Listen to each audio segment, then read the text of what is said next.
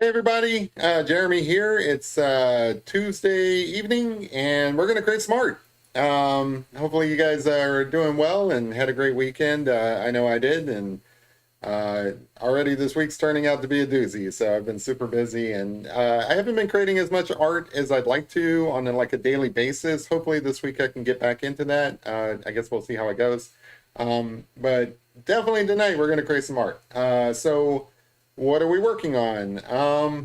So I was thinking, in continuation of my wildlife slash pet drawings and stuff, I'm going to draw a hedgehog. Super cute, adorable hedgehog. I've done one of these before, but it was just in like regular pencil, just in a sketchbook, just to see how it would go. This time I'm going to try to do it in pastel pencil, to kind of continue with that kind of style of drawing these wildlife pictures. So if that's cool with you guys, hopefully you guys can hang out in the chat and chat with me while I'm doing it. Otherwise, I'm just going to jump right in. So um, I got my paper here. You can see I kind of lightly sketched out where I want the hedgehog to be. And I also, I've talked about this before in previous videos. I also prepared this paper. As you can see, it's kind of, well, the lighting's not the best in here, but it's got kind of like a pink tone to it.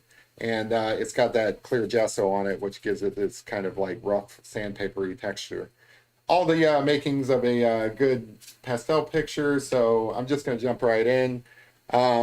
This hedgehog is mostly kind of white and browns, so I don't really have like a large set of pencils here to work with for this one. If I need more, I'll dip into the box. I do kind of want to have behind it, like I was thinking like this hedgehog could be sitting out in like a wooded area. Maybe there might be some grass or something, and maybe some brown leaves or something like that. That's what the reference photo from Unsplash, I've talked about Unsplash before, looks like. So I'm just going to kind of loosely do my own thing based on that reference picture, but we'll see how it goes. I'm just going to jump right in. I see Marble Rose is in the chat. Awesome. Um, hopefully you're having a good week so far. I know I am. So, hey, because I can's in here too. Cool. Um, because I can's birthday was last week, so I'm gonna end up sending him his picture, which I haven't had a chance to do. I think my pencil is broke. I don't know. Let's see how this goes. I haven't had a chance to get his picture in the mail yet, but I'm sending him that gorilla from last week, which is one of my favorites. I hate to part with it, but promise is a promise. It's a cool picture. So with this pastel pencil, you're just kind of scraping it across. I think I'm going to try something else. I think I'm going to use this stick pastel on this. I've been kind of curious how that's going to work on this texture. Yeah, that works pretty good. Cool. That'll help me save some time by covering a bunch of area. Yeah, late birthday for him. That's cool. It's always, late or early for birthdays, like happy birthday late or happy birthday early. You can say that to anybody.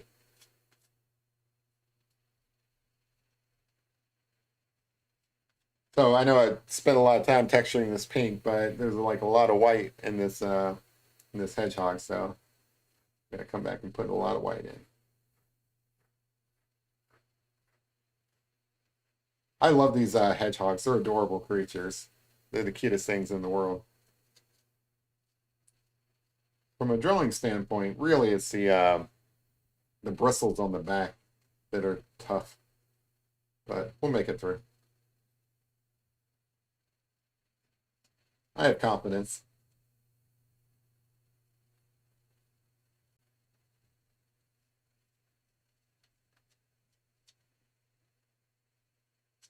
I love giving shout outs for birthdays on this show. It makes me feel like it's like a real program or something. I wonder if Bob Ross ever wished people happy birthday. Sure he did. I'm sure he turned to the camera and wished the producer or something happy birthday at some point.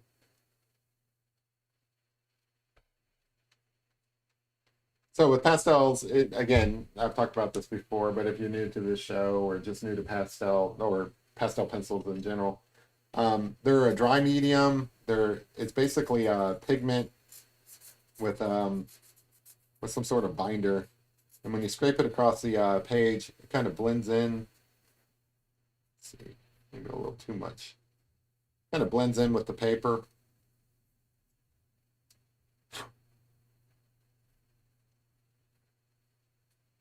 That pastel stick. I think I'm going to need multiple layers of that. Let me put in some of these darker areas just to get those going. Next, Bob Ross. I mean, that guy's my hero. Like, I grew up watching Bob Ross. That guy's awesome. And, you know, it was cool. Like, he's from the 70s or 80s or whatever, but he's kind of timeless. You can watch something he made today, and it's still kind of like relevant. Everybody knows who he is. It's not like, well, him and Mr. Rogers and stuff, they're pretty much known by everybody. Like, I don't think there's anybody on the planet who doesn't know who Bob Ross is, or at least nobody who's interested in art. He just had one of those personalities, you know, that are like, I don't know, very charming. So in case you can't tell, well, I guess you wouldn't be able to tell yet. We're doing a hedgehog, one of my favorite little creatures. I would love to have a hedgehog as a pet.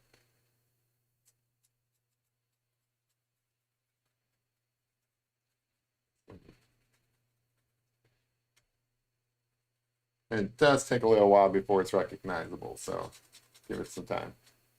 I'm just going to start with his face first and then kind of work into his body.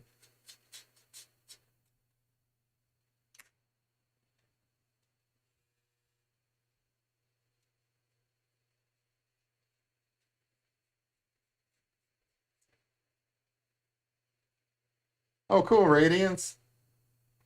Um, yeah, I mean, you know, just practice.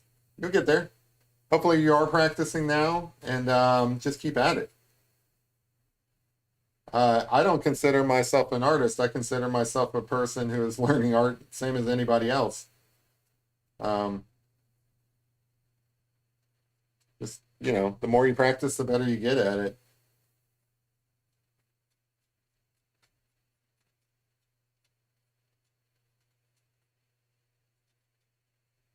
I like to draw pictures daily if I can. It's been kind of a struggle lately where I haven't really had the time, but actually that's an excuse. There's no excuse for not being able to draw. Like everybody has the time. You can draw on the back of a napkin or like a post-it note, draw like a little face on a post-it note. Everybody's got time to draw.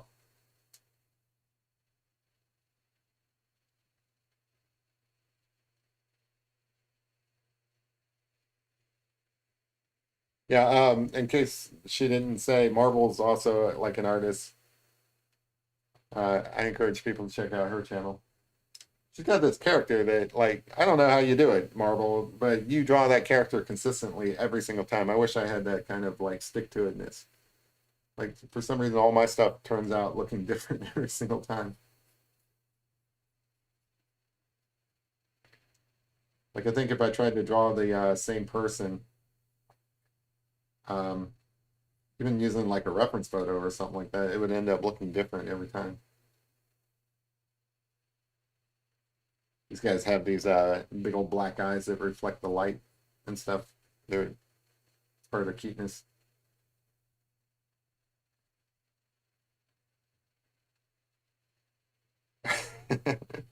Wait till it's done, Radiance. It may not turn out well. Some of my pictures don't.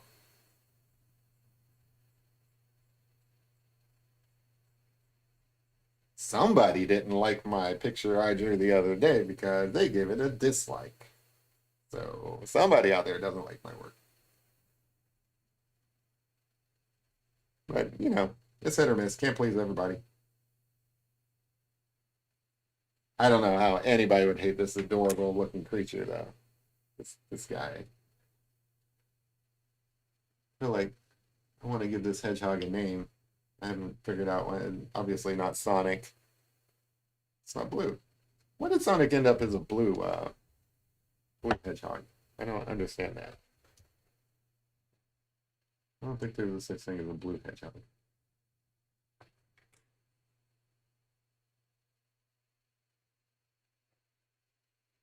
can already tell this one's gonna look cooler than my other one that I drew.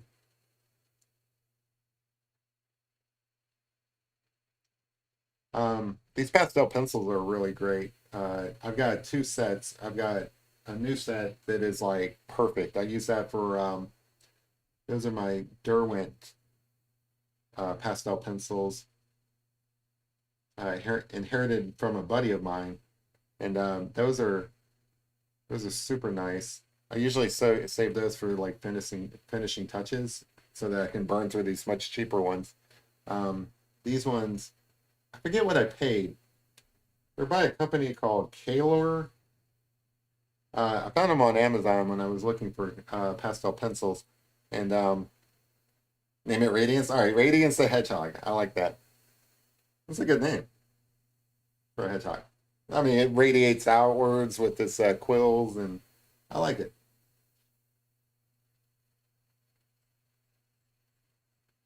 So anyway, these pastel pencils, they weren't that expensive. So like if somebody's looking for a new medium to try out and have never used pastel pencils before, I gotta warn you, it's messy, right? But like I also do charcoal pictures and those are super messy. So by comparison, pastel is not that dirty.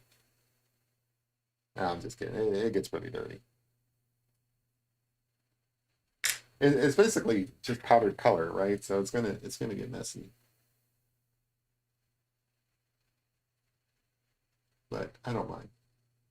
I like messy work. I like I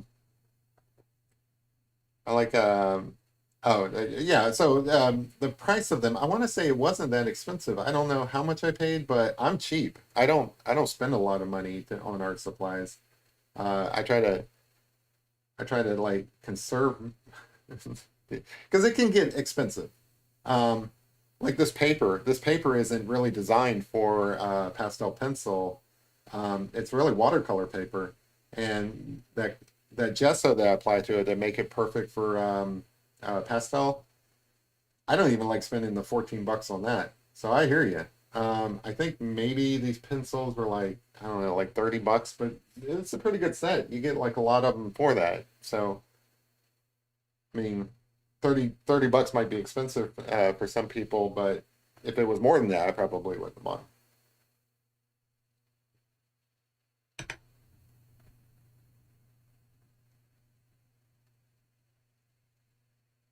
them. Maybe it's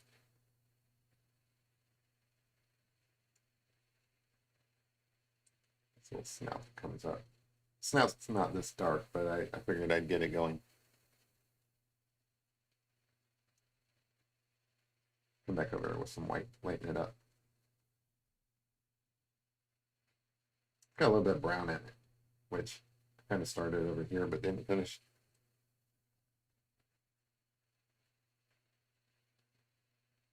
So as you can see, kind of my technique is I put down the color and then I kind of blend it out. And I think that that's a good approach to working with these pastel pencils. No, just drinking beer tonight. I usually save the bourbon for the weekends because on weeknights, like when I get off of this, I've got work to do on my computer, part of the day job. So I can't drink too much bourbon. The beer probably put me to sleep. I'm running a risk already.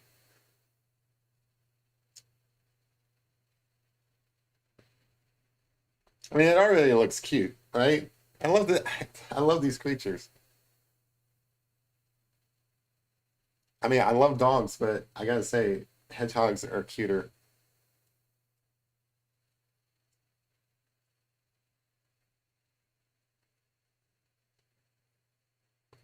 Yeah, I think these pastel pencils, they weren't that expensive. Don't quote me on it, but I think they were only about 30 bucks. I think if I would have spent more than that, I probably wouldn't have bought them. Now, don't get me wrong, those Derwent ones that I was talking about, those are a lot more. That's why I try to burn through these first and save the Derwent ones for finishing work that I'm not going to like, use a lot of it up on like one picture.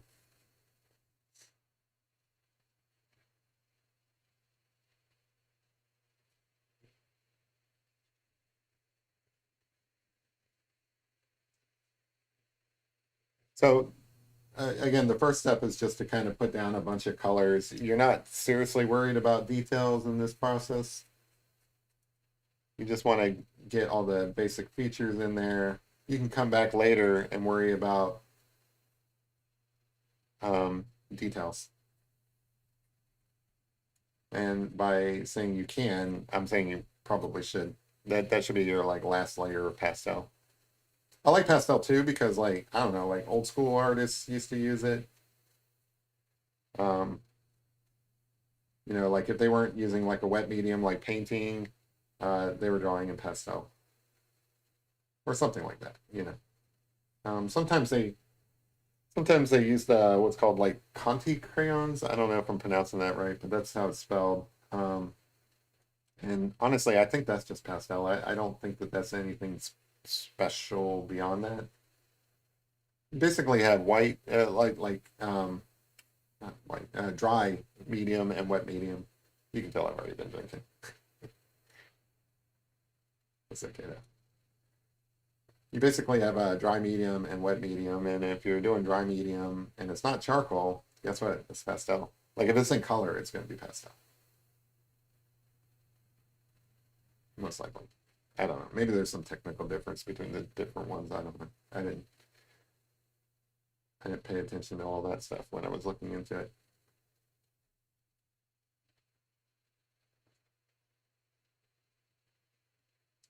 Yeah. So I don't know, guys. Like if you're worried about detail, I say do a picture that has no detail. Take the worry about it out of the equation. Um, there's a lot of great art out there that has like no detail, like abstract pictures and things like that. Maybe you can start with that and just kind of break into the creativity that you're worried about, where you need to worry about things like details. I think there's probably like I don't know, maybe I'm reading too much into it, but I think there's kind of like baby steps involved in getting better at drawing and stuff. You don't just jump in and expect to create miracles. Like, I mean, you can go back. Like, mine's a part of public record. You can go back and look at my original pictures here in this channel. They weren't that great. I'm not saying that my stuff now is perfect either. I'm just saying that like I have progressed. I think.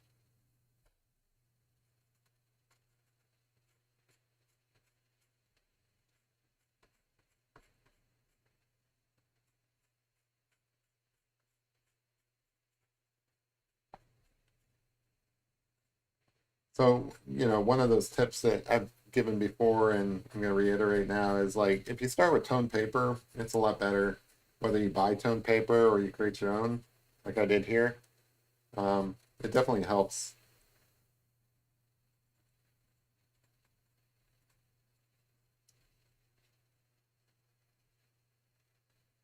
Oh, you made an art channel and you hope it doesn't flop? I hope it doesn't flop either. When I'm all done here, I'll go check out your art channel. Make sure you post something.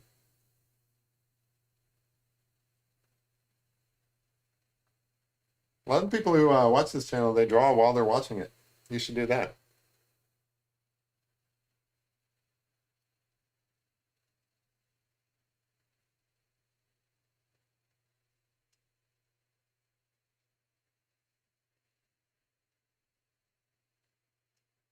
I like this little guy.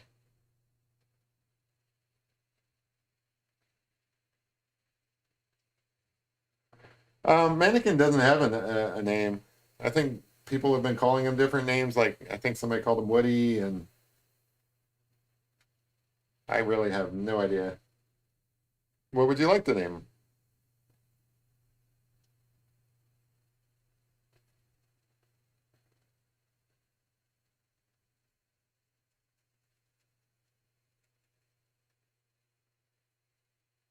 So all this down here is dark, so I'm just gonna kind of quickly sketch that in.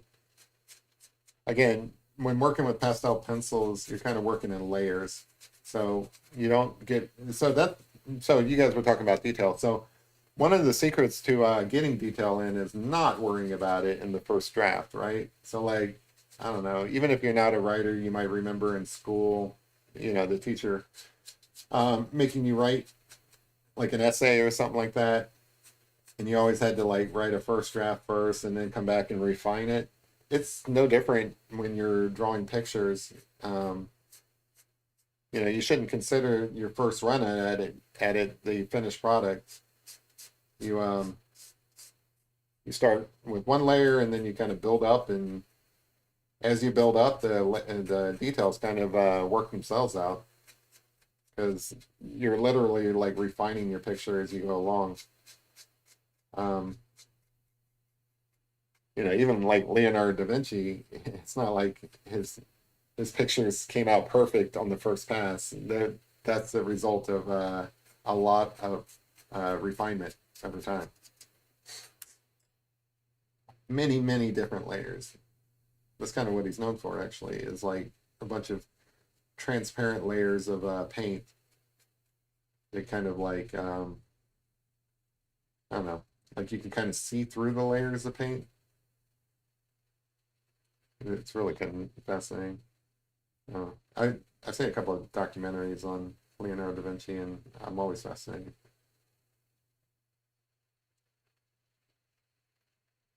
Hey, two videos is a start.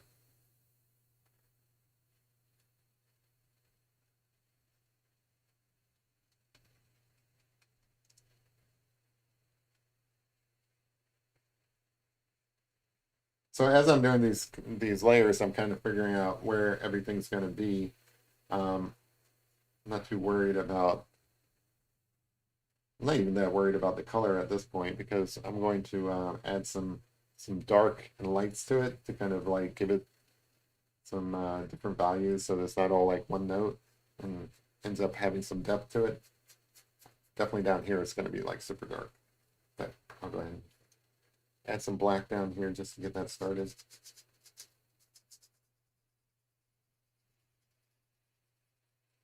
And the other thing is you notice I'm not really paying attention to lines right now anyway. I'm just kind of scribbling in that pigment just to get it down, like very loosely. And then I will worry about details and stuff in upper layers. But the point here is just to get that color down and then smooth it out so that you have your base layer that you're working with that you can build up on.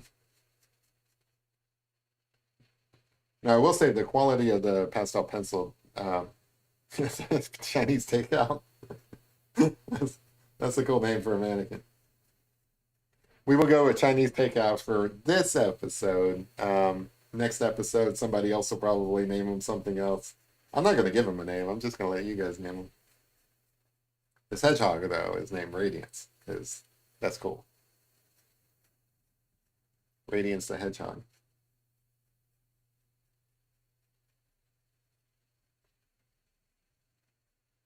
Now, I do want to put like some grass or whatever down here, so I'm not too worried about where this ends up. Just keep adding layers.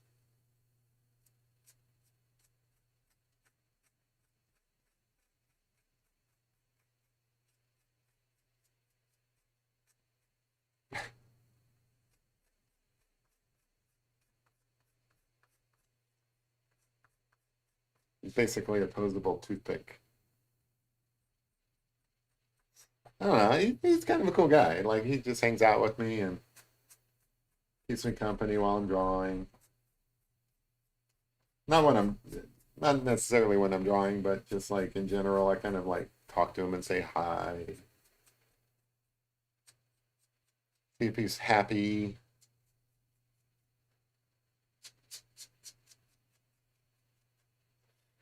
I don't know where the edge of the hedgehog is. I guess probably work on that a little bit.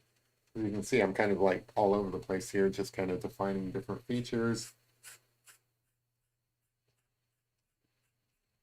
When it comes to details, you don't really sharpen these pencils. You just kind of, like, as you can see, that's not sharp.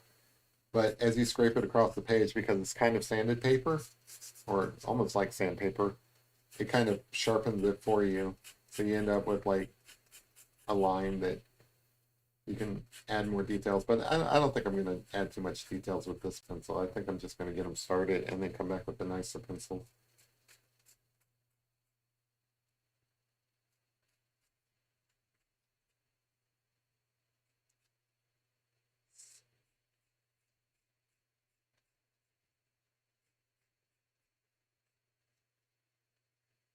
Yeah, just like a cat.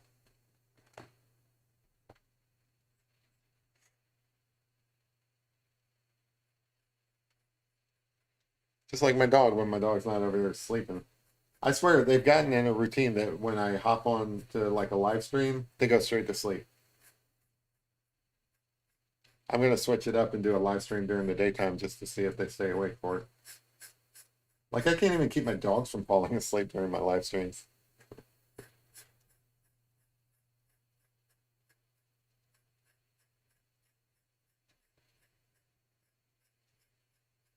I don't know if you guys can hear that paper scraping or if I've got my audio set to where you guys can't hear it, but it sounds cool.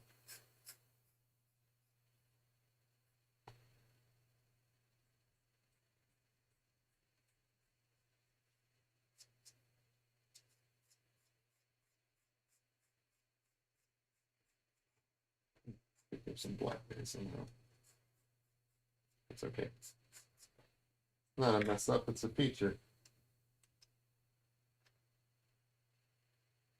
So I don't know why, but like these blending stumps get a bunch of different colors on them. So I just kind of scrape. I don't mind being messy, so I just kind of scrape them against my finger to pick up some of that stuff so that I can come in and smooth things out.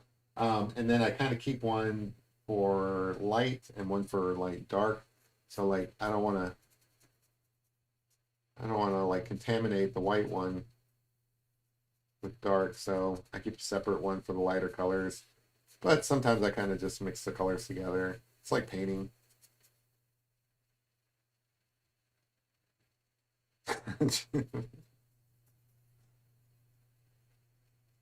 You guys are funny.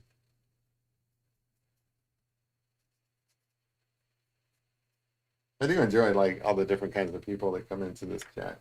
It's fun to hang out with you guys.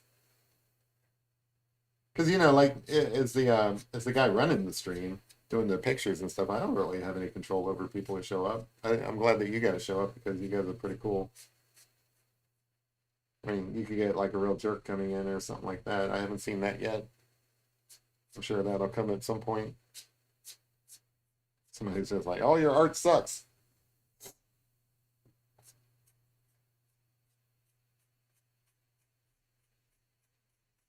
I think if somebody came in talking crap about my art, I would probably like think that was funny. I wouldn't take offense to it.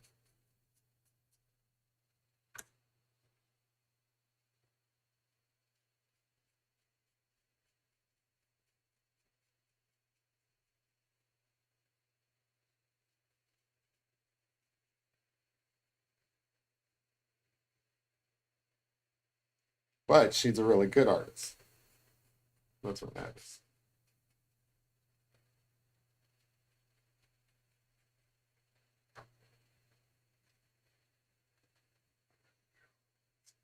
So I'm gonna make the insides of these ears darker. It's not gonna be this light brown. It's gonna end up being like a darker brown.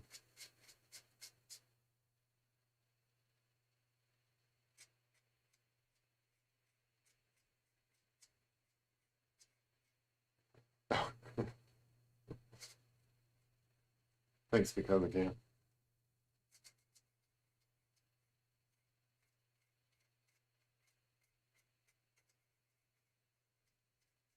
So again, like on these ears, there's some hairs that kind of overlay it. Notice I'm not adding those yet. I'm still just getting big blocks of sorry, I've been talking so much today. I've been in meetings all day, so if I lose my voice, sorry.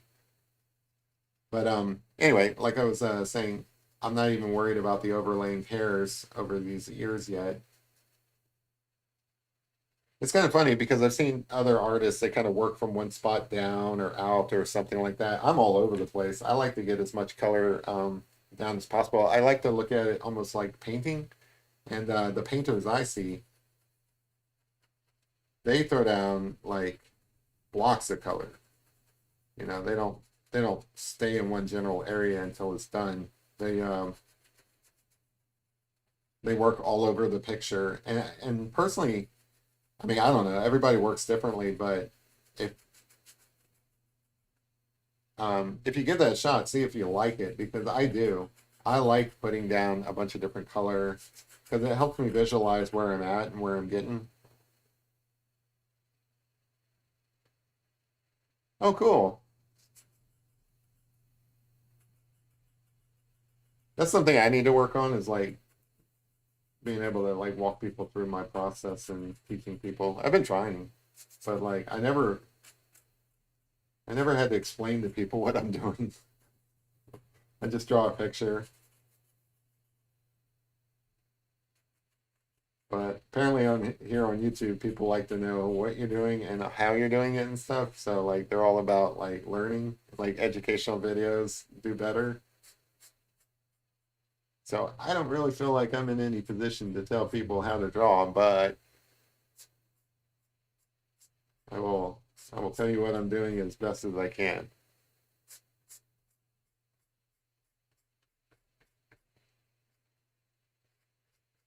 So I'm gonna loosely put down white through here because this is where like some brown marks and stuff like that.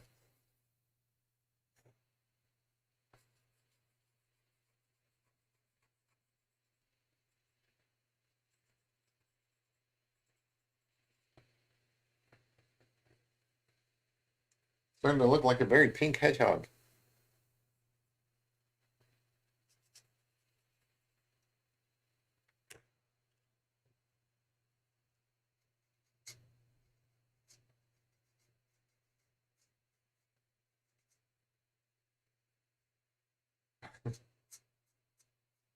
I'm sure that's an overstatement, but I do appreciate that. I know what you're talking about, though. I am fascinated watching other people draw as well. You know, I draw pictures myself, but if somebody's drawing pictures, guess what? I'm watching them too. I watch all the same YouTube tutorials that you guys probably do. Uh, I don't care how accomplished I think I might be. There's always room to learn and grow. So I'm right there with you guys. And you know, when I get a chance to watch somebody drawing, it's not all that often, but when I get a chance to watch somebody draw, I'm deeply fascinated by it too. I'm fascinated watching myself draw. I mean, that's not like a narcissistic or ego thing. It's just that I'm fascinated by the process. I like watching the process. I like watching a blank piece of paper become something recognizable, like a hedgehog or whatever. It's fascinating to me. I wouldn't be doing this show if it wasn't fascinating. Because you kind of like, if you do anything on YouTube, I don't care if it's drawing or a gaming show or something like that, you got to really be into what you're doing, or else you're not going to keep doing it.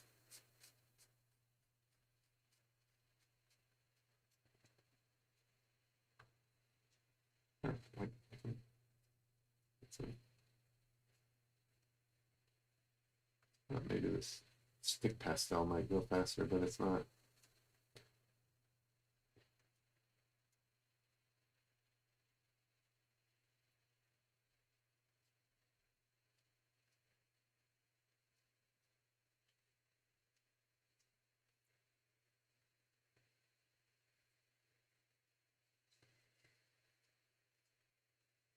Yeah, it's a little faster.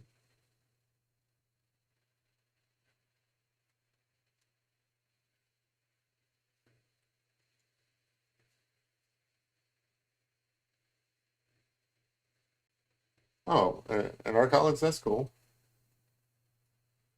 That's what I kind of wish I had done. I wish I went to art school.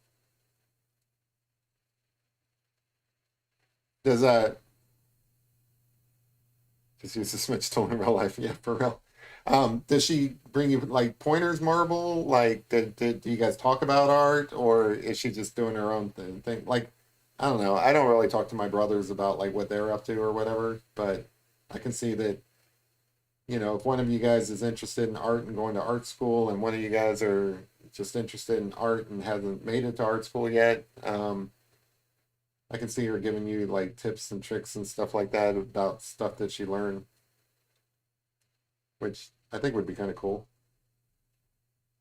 to be in our teaching. Oh, sorry, I just know Huli's in here. Hey, Huli, how's it going? Yeah, I'm creating a hedgehog. I don't know if that's productive, but it's certainly fun. I didn't even know Huli was in here. I've been kind of wrapped up in my own little world here. Sorry, guys. It's challenging to keep an eye on the chat.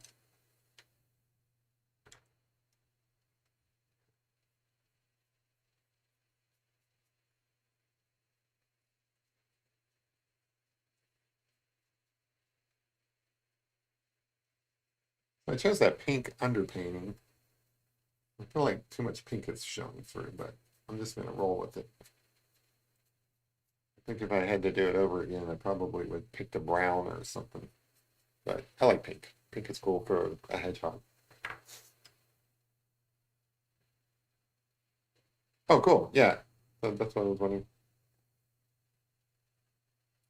Yeah, you get, I mean, you're going to naturally develop your own style anyway.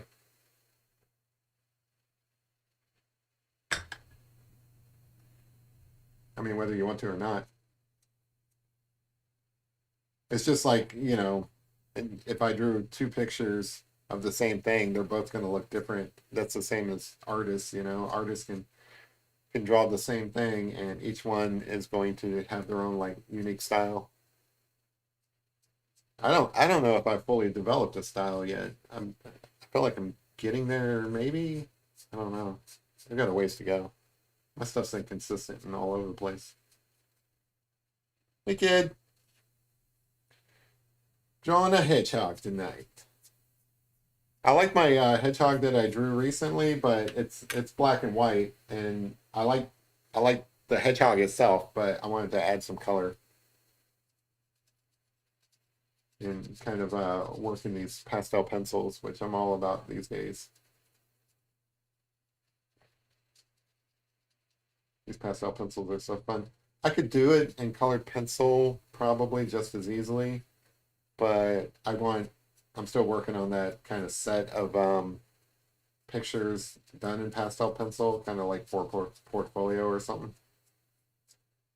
So it's either this or some other piece of wildlife, and I'm like, yeah, I want to go cute tonight.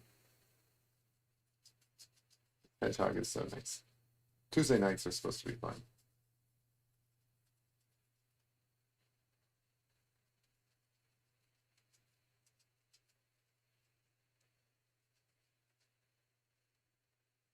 Yeah, I think everybody's having a good time in here. Nobody's complained yet.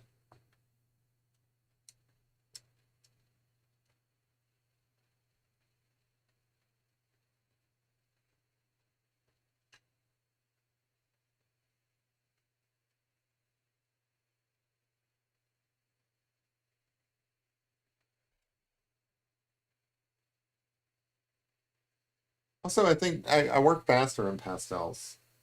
If I was doing this in colored pencil, I feel like I would have to do more at one time instead of like what I'm doing where I'm jumping around all over the place. And I don't know. I'm trying to find that nice balance between putting you guys to sleep and keeping you entertained.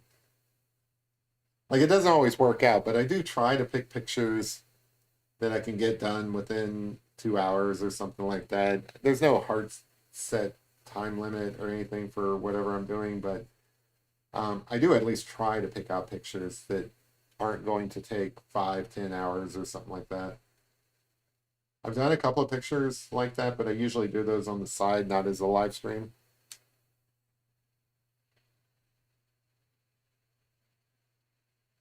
I mean, look, I don't know how old you are, but you're practicing art consistently at your age. It's just going to get better over time. I wish I practiced art as much as I am now when I was younger.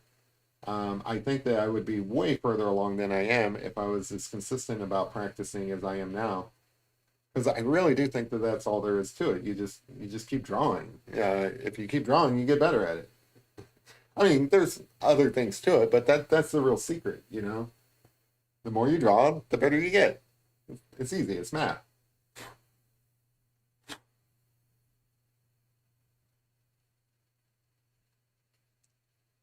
Some little furry edges on these ears here.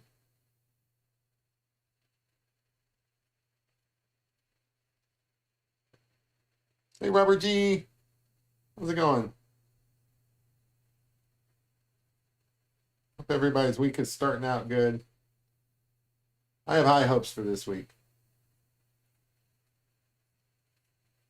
Um, I mentioned before that I'm a software developer and I've been struggling with getting this data into a database. Um, and I made a breakthrough and got that done. I got 7 million records imported into a database in like just, minutes versus the hours that it was taking. So I ended up fixing some of the issues that I should have already known. Um, and that's definitely made my week a lot better. It was taking forever. Like 7 million like rows in a database. That's nothing to sneeze at. It's not.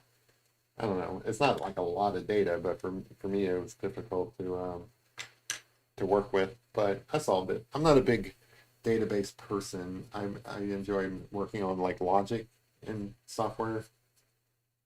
I should I should do a stream where I'm just like doing software stuff just to change it up a little bit. Teach you guys how to program. I don't think there'd be as many people interested in that though. It's not as accessible. Like anybody can pick up a pencil, a piece of paper and a pencil and draw. But programming makes people roll their eyes a little bit. So I don't do digital art that much. I have done digital art. I have used Procreate, and I've worked in Photoshop itself, and some vector artwork in Illustrator. I can do that. What I'm doing is traditional art because I want to be a traditional artist. I like the feel of paper. I like the feel of pencils. I like that tactileness you get from touching. Like I love the feel of the sandpaper here. It's a lot of fun for me. So while I get the appeal and the popularity of digital art, and I'm not knocking it at all because like it is something I would do as well. It's just not as much for me. Like maybe I'll try it at some point, as a stream just to do it. I'm not knocking it at all. I think it's great. Some of the stuff people are doing with it blows my stuff way away. But as a matter of choice, I want to master these skills, you know. I like I like the feel of paper. Like I always have, really. I've always been a person who likes books, holding books. I like going into a bookstore and smelling books, which sounds weird, but no, it's true. Like I like the smell of paper. I like the smell of ink. I like the smell of art supplies. Um, I like when I spray fixant on these pictures and it smells like gasoline. I don't know. Everybody's got a thing. But no, I do like all right, enjoy your making your video. Um I like the feel of paper and all of this traditional media. It's a lot of fun for me. I'm gonna try to get some lines across the ear here. Some hair. Yeah, like that. See? Picture starts coming together when you start adding some details. Like I'm not done with this ear, but I'm liking how it turns out.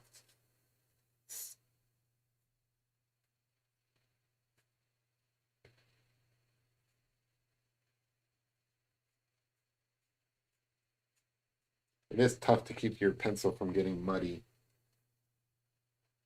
I don't know if there's a better term for it, but that's when it picks up some of the darker underlayers. Um, but it goes away eventually. You just kind of keep working with it until it disappears. By the way, this is that Derwent pastel pencil.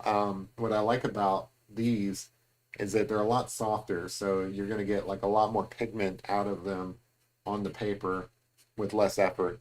It's almost like what's it like? So like if you're working with a colored pencil and you're putting down your first initial layers, they're always kind of like rough. But then the more you work with them, the the smoother everything gets. Man, it's hard to drink beer and talk on the live stream. I got like there's so much fizz in this. It keeps making me want to burp. If I just spontaneously burp for some reason, I apologize, guys. I should just stick to bourbon and wine. Drinking beer, it does not work on live streams for me.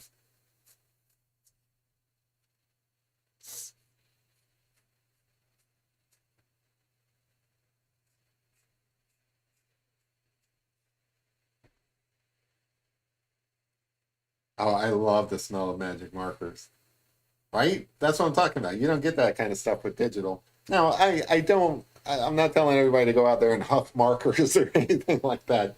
I don't want like there's kids in this chat. I don't want you to go tell your parents Jeremy's saying huff markers. That's not what I'm saying.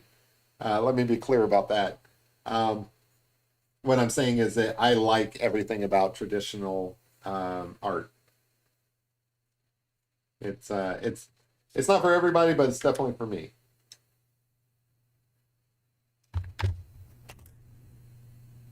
I mean,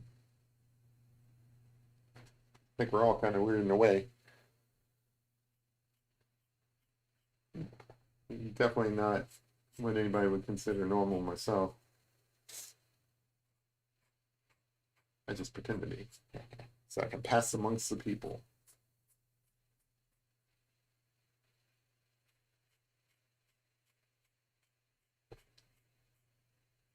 But yeah. But yeah, I mean, I'm not opposed to digital art. I'm not a big fan of this AI art stuff. Um, like, yeah, I get why there's interest in it. I get the commercial appeal of it and everything like that. But I don't think it's ethical. It basically they basically ripped off a bunch of artists' work, and you know, sure, computer changes it up a little bit and stuff like that. But I mean, the people that spent all their time and stuff making that art, they're not compensated for it. You know, they're not even mentioned. It's it's not the best scenario. There's no ethical way to use AI art in any format. So I'm not a big fan. It sure looks pretty though, and it is kind of interesting what they're able to do with AI art. I'm just not a fan of it in principle. Um,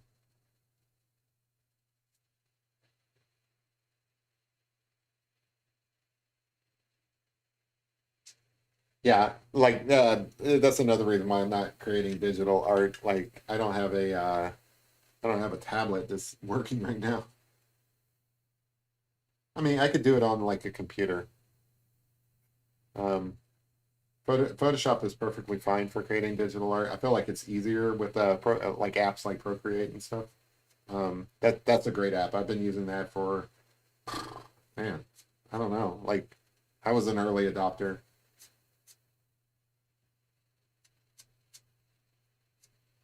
Procreate is awesome.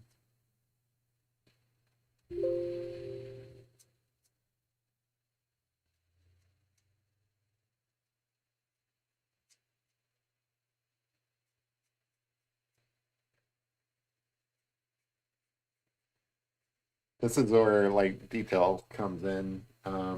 There's like these little quills, I think they're called. I don't know. They're just like they're not hair, but they, there's kind of like this ridge of these things, and they go in kind of different ways. They're almost like the feathers of a like an arrow, or I don't know, feathers of a bird's wing.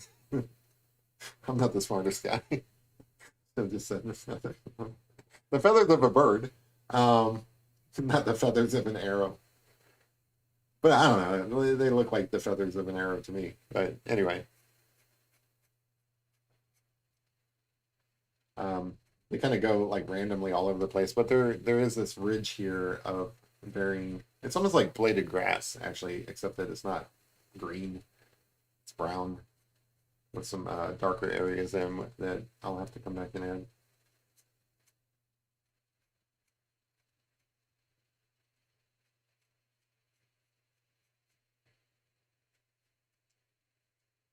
Thank you because I can.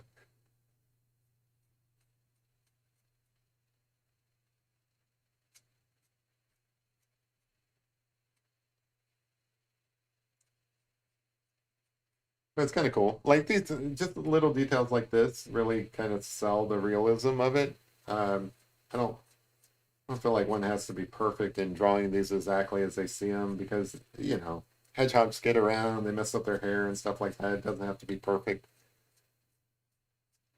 Like honestly, if you work with reference photos like I do, like I don't know, I don't have a model hedgehog here sitting in my little home studio. Um, Thank you, I appreciate that. If you work with reference photos, not only do I encourage you to change it up and put your own stamp on it, I think that that's the best art. Like I think that you're gonna want to. I don't want to draw exactly what I see. I want to see. I want to draw what I want there to be. Like I want this hedgehog. Well, I don't know. I want whatever hedgehog I can get out of this that looks okay. That's what I want. Um, but I don't want exactly what's in the photo.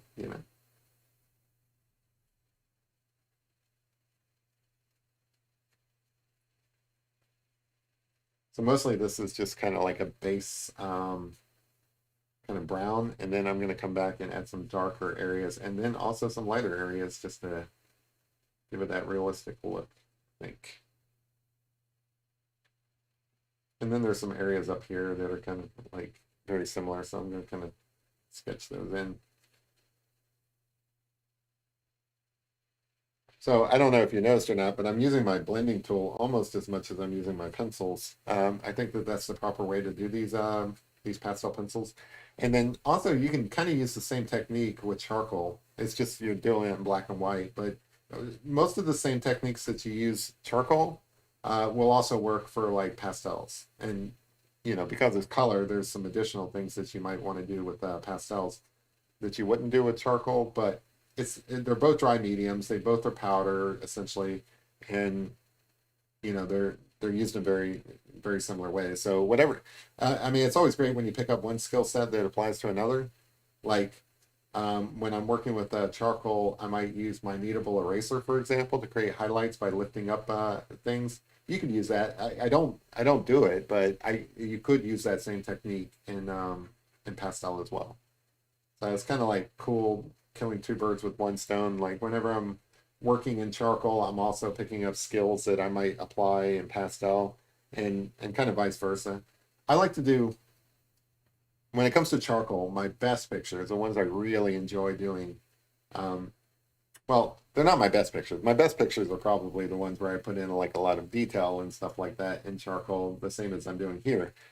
But the funnest ones, there you go. The funnest ones are the ones where I'm just making a mess. I love doing those. I do them every now and then.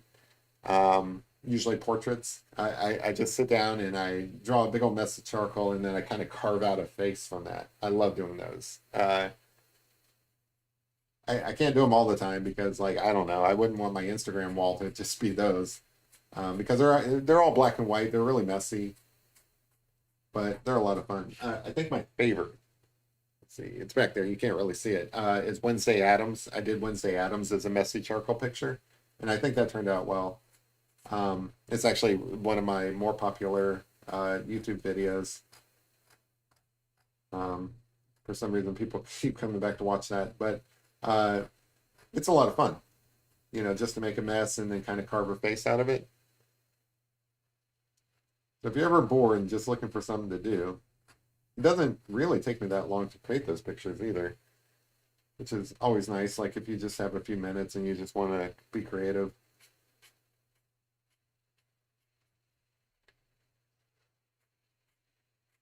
But you got to like making messes. Like when I'm done with those pictures, my hands are like really black. you know, there's like charcoal all over my hands.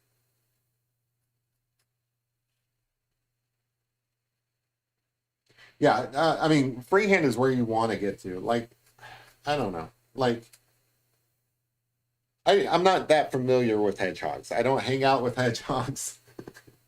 I don't have one as a pet. I get the general idea of what a hedgehog looks like, but when it comes to like things like details and stuff, or like proportions, or basically every bit of the hedgehogness of the thing I'm drawing, I don't know. I got to look at it just because I don't have that stored in memory. I could definitely draw a person, probably even a dog, from memory, but I don't know. When it comes to reference photos, the photos that I like aren't even actual just photos; they're composites. So I might take this hedgehog, not tonight because I don't have the time for it, but I might take this hedgehog and in Photoshop take this hedgehog out and put it in like a Besties of Sonic. I wish Sonic is awesome. Anyway, I might take this hedgehog in Photoshop, cut it out, and put it in like a setting that I actually want it to be in so that I have a better reference photo. I've done things like that before. My buddy in the UK had a dog, and he asked me to draw his dog, and his dog really liked the beach, but the picture of his dog on the beach wasn't really ideal uh, for how he wanted the dog standing on the beach, and the dog was like laying on the beach. So I took that into Photoshop and I kind of like worked it to where the dog was standing up. And then, you know, could I have done that in my mind without actually going into Photoshop? Yeah, sure. But it was easier, you know. It's nice to have reference photos. It's a it's nice to draw things that you see. Like I actually want to get to the point where I'm drawing things that I just see out in nature, you know. Like I'm always talking about that. I don't get a chance to do it as often. I was hoping to do it this past weekend, but real life has got me busy. I mean, this is real life, but how are we doing on time? I don't want to spend all my time on this feature. I want to make sure that I get enough of the hedgehog. Like I don't have to finish this picture in one setting, but I want it to at least look like a hedgehog with some details and stuff.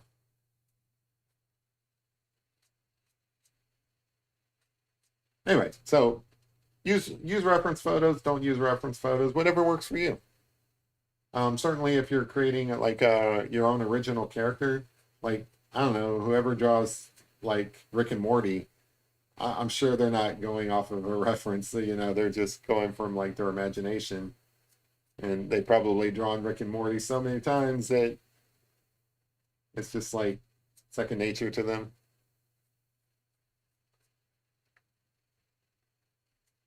I don't know if anybody watches The Simpsons anymore, but I used to draw The Simpsons a lot. Like a lot of my cartoons end up looking very inspired by The Simpsons just because that's the way I used to draw them.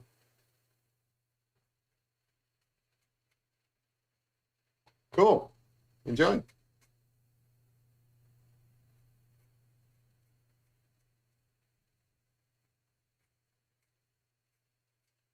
I do like it when people draw, like while watching my drawing show. It's that's fascinating to me.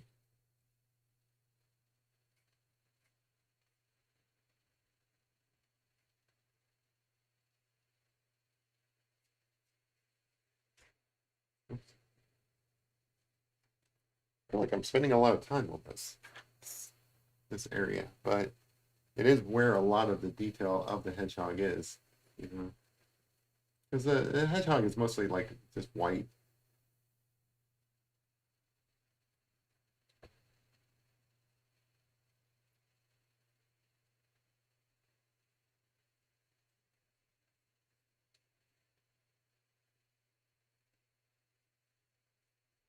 Oh, you used to watch The Simpsons? Yeah. Like I haven't really seen them in forever. I know that they're still going on. Like that show's been on since I don't know, since I was a kid. Um, I don't think that show's gonna end until everybody just kind of like dies in real life. But yeah. I used to draw cartoons like that. I don't do it as often these days, but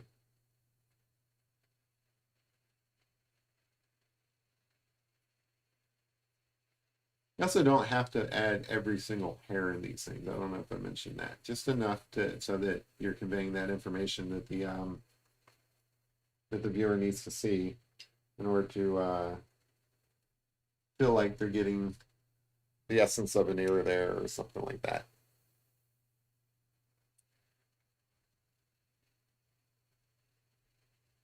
So I don't know if you noticed or not, but through here, I started with the browns. Like this is all like how basically you do dog hair, human hair, it doesn't really matter. You start with some shadows and depending on like which way you're going. In this, I'm starting with the highlights and then coming back and adding shadows. But theoretically, I could have done the same. It's just harder to add pigment over the darker areas. It's not impossible. It's just harder. Um, So it's basically like three different colors that you got going on up here. You got the brown, you got the black kind of making a darker brown, and then you've got the whites. Oh, imagination boards. That's cool. There you go. That's how I like to do my charcoal actually, because I can. I like to just draw a bunch of scribbles and then kind of carve out a face from that. To me, it's just very rewarding to do that. It's I don't know. People seem to like it, but more importantly, I like it. It's a lot of it's a fun process for me. You get this idea in your head of like what a real artist is like, and but maybe you've seen them in movies or something like that, and they're just throwing a bunch of paint on like a canvas, and somehow, some way, a cool picture comes out of it. That's what I feel like when I'm doing like the messy charcoal pictures, I call them. Or chaos, bringing order out of chaos. That's the way I look at it. I feel like a real artist when I'm doing that versus this stuff where I feel like I'm more technical. Like here I'm trying to copy a picture as realistically as I can. In those, I'm just creating something out of nothing. Oh, cool. Yeah. Like I mentioned before, I'm not really set up to share them now, but yeah, I'll definitely share those at some point. And maybe we'll have another one of those show and tells here in the future, near future. Those were fun. I enjoyed doing that. I think people enjoyed watching it as well. I don't know, maybe not everybody, but it's okay. It's my channel. I can do what I want. If you don't like watching it, just don't watch that one. I've got so much power.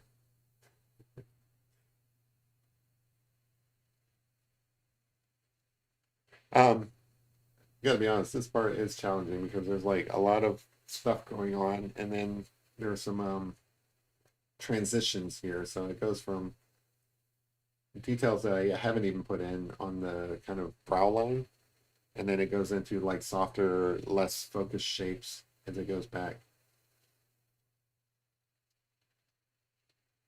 And then you've got some extra detail back here, but I think it's coming out okay.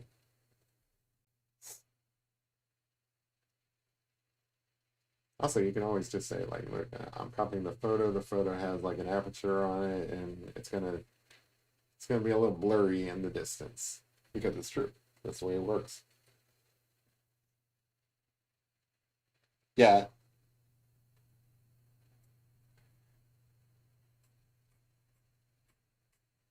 I don't know. I like working in charcoal. It's just like I don't want to do black and white all the time. I'm really trying to like develop more skills, and part of those skills are working with color. Because in my opinion, maybe not everybody's opinion, but definitely for me, color is a whole different skill set, and it's more difficult for me than working with black and white. Like I feel like black and white is just different like shadow tones and stuff like that. You're following the light, and that's your only concern. Here, you're worried about a lot more going on. I'm gonna switch to this pencil for this part. All right, select over here. Get these like little hairs.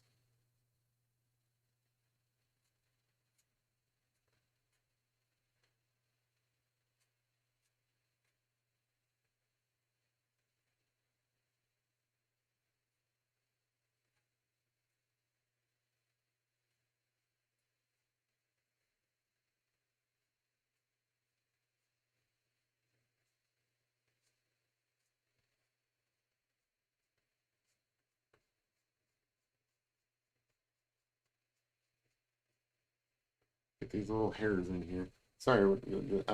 Hey, Strawberry, how's it going? Sorry, every now and then I get quiet. It's because I'm like wondering like how to go about this. I don't like how messy that looks there, but I'll keep working at it.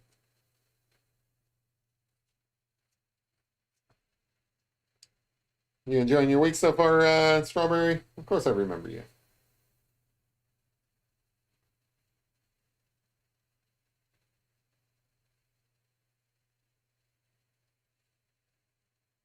I think I had a strawberry fritter for lunch today.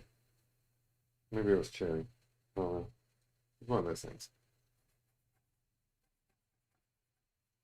I'm gonna blend this out because it kind of got muddy there on the edge.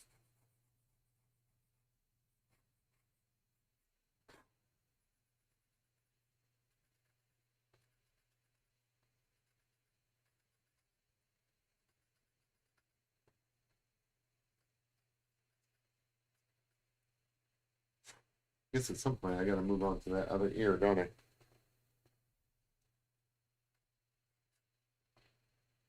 I'm gonna use this actually up here.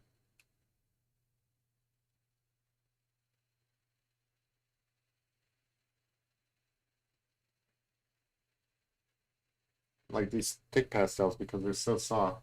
They allow me to go over the other pastels a lot easier.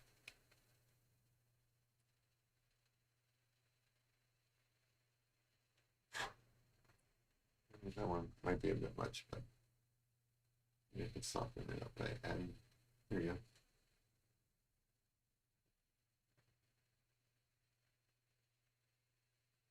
Yeah, these quills are kind of cool on a hedgehog.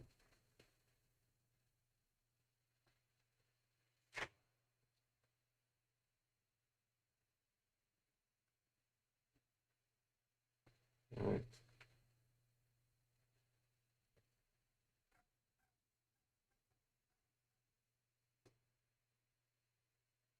Yeah, the color, I mean, honestly, I have not done a colored picture that took less than a couple of hours, probably more like 3 hours at least. And I know some people, they spend a lot more time on it than that. Um, so yeah, it's a lot different. Like my charcoal portraits, they're usually like less than an hour. But again, you're only dealing with a couple of different values there. All right, so I'm going to come back to that brow line here in a minute. I just kind of want to make progress on some of these other features. Let's see, how am I doing on time? I'm doing great on time, actually. Again, I don't know if I'm going to get this entire picture done in one sitting because I do kind of want to add some background and stuff too. And because it's a color picture, it's taking a little bit longer. But I think we'll get the gist of a hedgehog in one sitting, which is nice.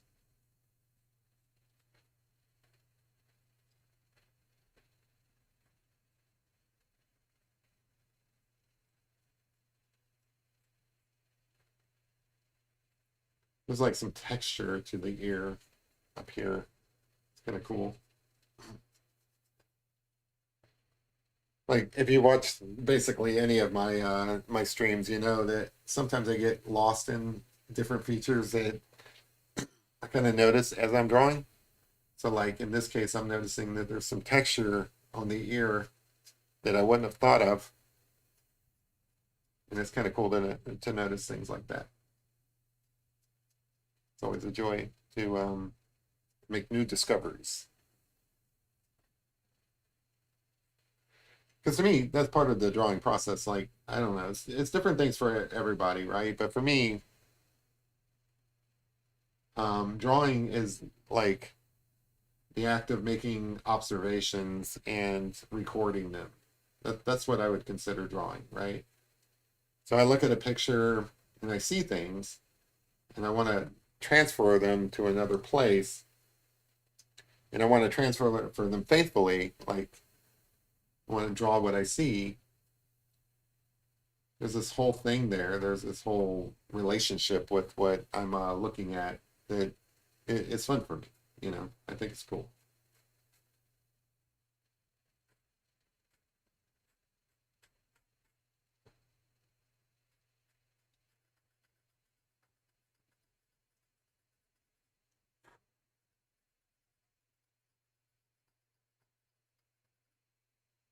It is cute, isn't it? It's adorable. I love hedgehogs. I almost forgot. I almost forgot how cute it is. That's what drawing a hedgehog is really about. It's about drawing the cuteness. So much cuteness.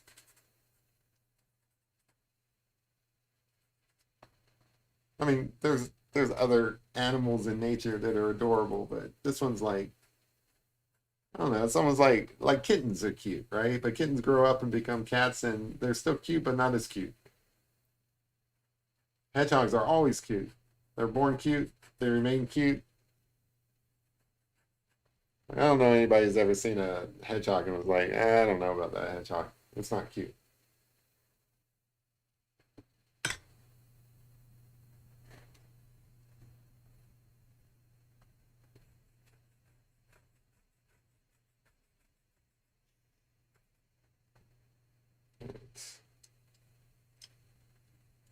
Yeah, draw a hedgehog. Do it.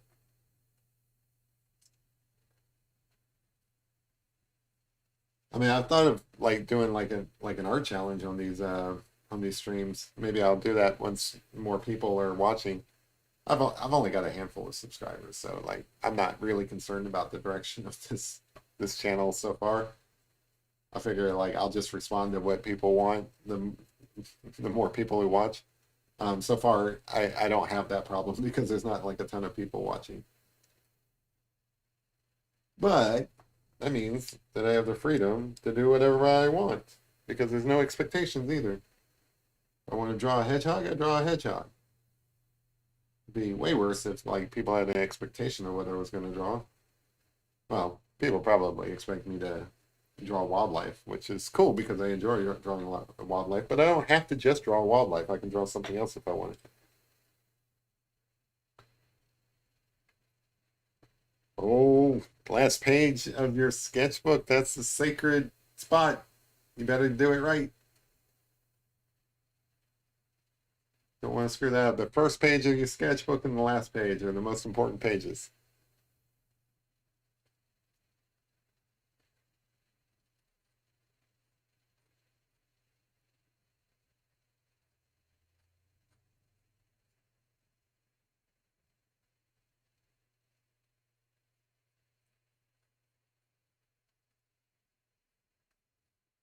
Don't want to mess that up. First and last pages. All right. So I feel like more detail can go in there, but I wanted to move back to this part um, just to get some detail in these areas too. So there is a little bit of white. Let's make these eyes look glassy. I was just putting in the general shape before. But like a human, or any of the other animals I draw, eyeballs reflect light. And there's no difference here. Couple little shapes of light. So like if you were drawing a cartoon hedgehog, you would kind of reduce this down to just kind of like a little white circle, but it actually reflects the light in multiple different places because he's out in the woods. The light is kind of peeking through branches. So it's not just like a single ball of light. You know, I think I need, look at my drawer here of different things. I'm going to use this piece of purple. There you go. See if I can get a brighter white. So this stick I'm using here is like super soft, which means yeah, you can kind of overlay other color you've already put down. And because it's kind of got a sharp edge on it from me using it, it just works. Like I don't have to worry about it being a pencil or not because it's already kind of sharp.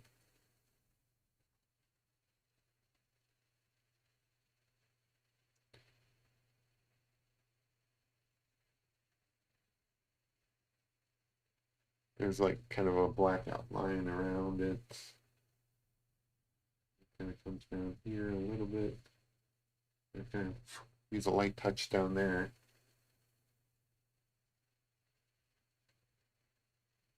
I mean, if you were standing 10 feet away from this picture, it would look perfect. I mean, I'm all about details. I want to get as many details into a realistic picture as I can. But honestly, my criteria is if you're standing a natural distance from it, like say it was hanging on a wall, does it look realistic? That's the level of quality I go for. I'm not, striving for perfection, just looking for something that looks realistic. So like you can look, see that eyeball compared to that eyeball, the more layers you add, the more you would spend time working on it.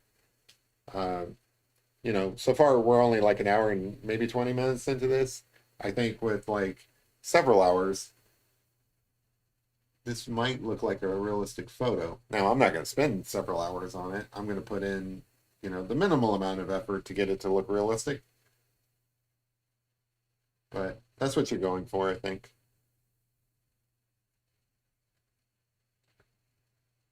I do spend more time around the eyes dealing with details than I do other places because that's where people's focus goes to, you know. We're just trained as human beings to look at the eyes of not just ourselves, but not just other people, I mean, but animals as well.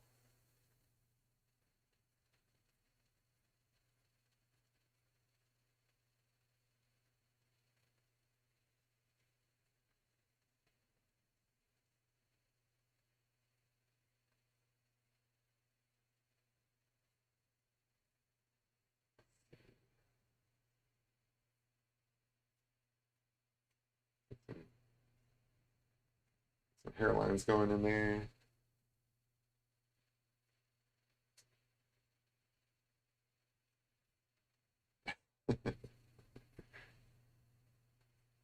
Thank you, Marvel.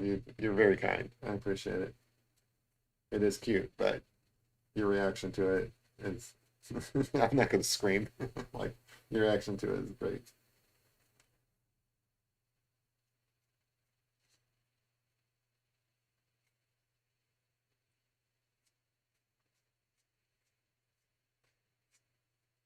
Yeah.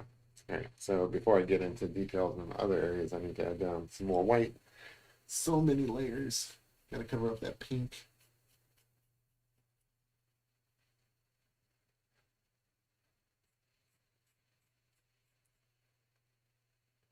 Eyes are the center of emotion. I agree with that.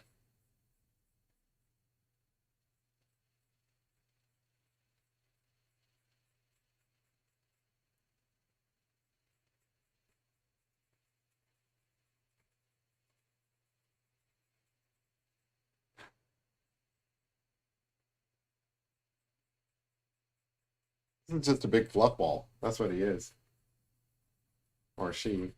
I guess we were calling her Radiance, so that's probably a she.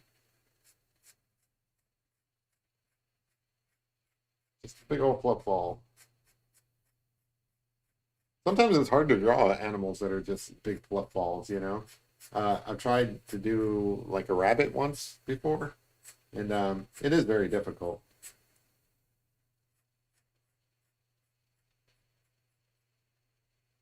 Especially if you're doing black and white, like in charcoal or in pencil or something like that. You almost need like a dark color back here to let you know where the fur starts. All right, let's see. See if I can carry this little detail across to the other side. Get some light areas through here.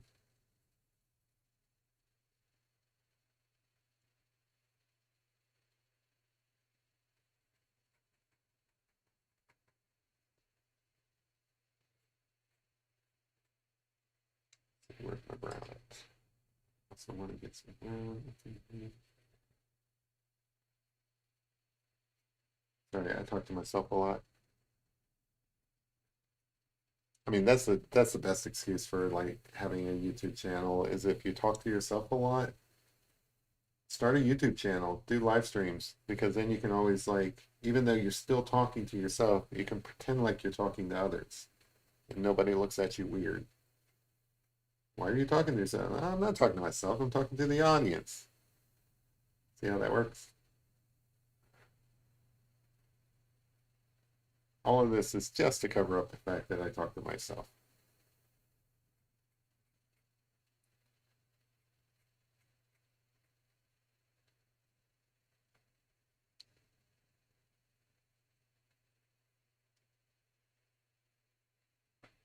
Gotta kind of blend that in a little bit because I pick one of my lighter ones. It doesn't look so rough. Then I can come back over it, I think, with some white. Do some of those hairs. Honestly, it is a challenge sometimes to talk because, like I said, I've been talking all day, like in meetings and stuff like that. I think I'm losing my voice a little bit. I do that sometimes. I'll just be talking, and then all of a sudden my voice will break, and I'll end up sounding like Batman.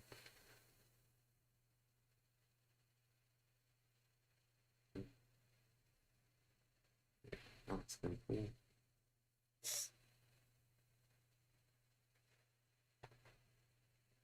I mean, I don't know.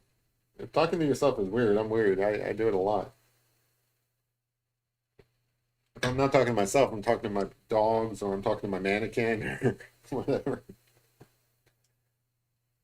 Honestly, all right. So, in all seriousness, I do think that people should talk to themselves. So, there's this thing in programming um, where if you encounter a problem and you're trying to figure out how to resolve it, uh, there's something called explain it to a duck. And what you do is you get like a rubber duck and you try to explain the problem to the duck. It sounds weird, I know, but that's actually a real thing in programming that people do. And the idea is that just the process of explaining it out loud helps you to resolve the problem. So I think that's true. And by a duck, it could be anything. It's just traditionally, it's like a little rubber duck that sits on your desk. But it could be like a mannequin, it could be a dog, it could be whatever. Um, but if you ever have a problem and say you don't want to like talk to somebody about the problem, talk to some inanimate object and try to explain the problem to that thing, right? So like if I might try to explain it to this possum. Like I might tell this possum all my problems, and then theoretically, and I found this to be true, just explaining the problem helps you to resolve it because you probably already know the answer. It's probably tucked away in your brain somewhere, like how to resolve the problem. It's just you're having trouble accessing that thought. And what you're doing is you're kind of creating it like this kind of brain prompt by explaining it out loud. And it's important that you do it out loud, just don't do it in your head. You explain your problem out loud, and the problem usually either resolves itself or the solution becomes apparent to you. I don't know. It's just magic. It works. Try it. I'm Batman. Yeah, sometimes I do lose my voice and I end up sounding like Batman. It's fun.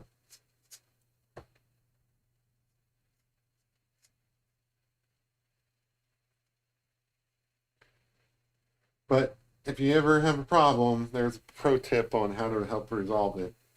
Find somebody to talk to, or if you can't find somebody to talk to about it, talk to talk to this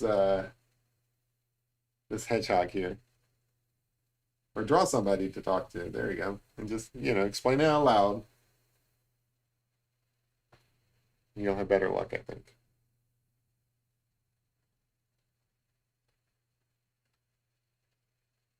Yeah, I mean, yeah, honestly, that's probably what they're doing. So like somewhere in your head, you probably already have access to the answer, right? So like you already probably learned what you're supposed to do, say in math class. Um, you probably already learned what you were supposed to learn about it. Maybe you just can't remember it at the point. So when a math teacher does that, that's probably what they're trying to do is they're trying to jog that memory that'll help you solve that problem. And a lot of times these things are kind of locked away subconsciously, like we don't think about them, so they're kind of like locked away in like the part of our brain we don't really use until like we need it. And you got to kind of like jog your memory to get it out of there, you know. I don't know. I'm making this up as I'm going along, but it sounds really good. It sounds like it's the case because I do know it works. I can't explain why it works. It's just it does, you know.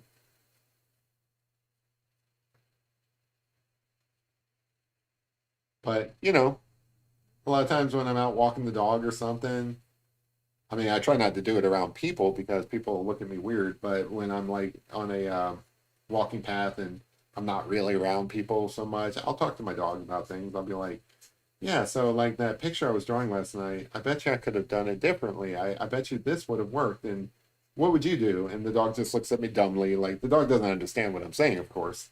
Um, but the dog's a willing participant and that it's just like a really good listener.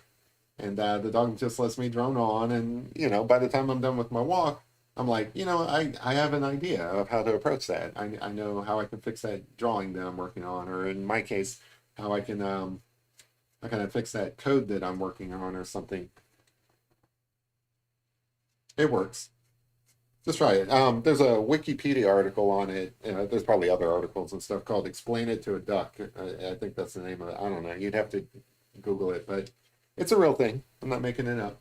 It works.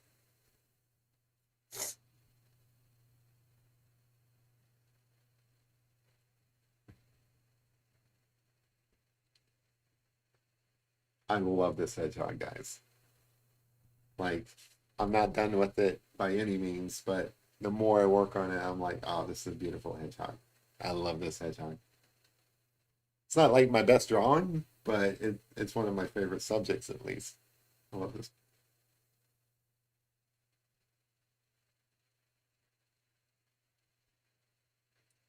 It's always tough to do like features around a an animal space because it is just kind of like all these like little transitions where like there's not much fur on the nose. So you're just kind of like pulling from the eye into the nose. There's like little splotches of fur that you have to come back and put in later. But before you put those in, you're just really like putting in these like real subtle features of transition. Some areas are darker than others, but it's kind of cool.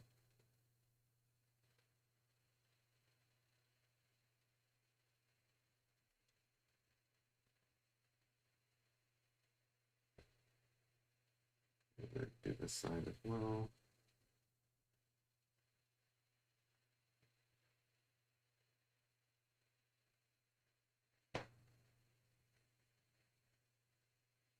Yeah, explain it to a duck. Yep.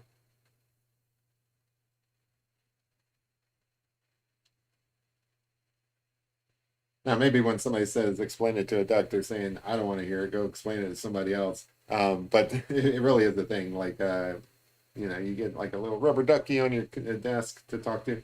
Now, obviously, if you've got something better than a rubber ducky, like you have a dog to talk to or a mannequin or something like that, whatever works for you. It's metaphorical or symbolic or I don't know what the term is. All right, let me go and add some light details to this eye. This one's kind of interesting because the light kind of forms this V.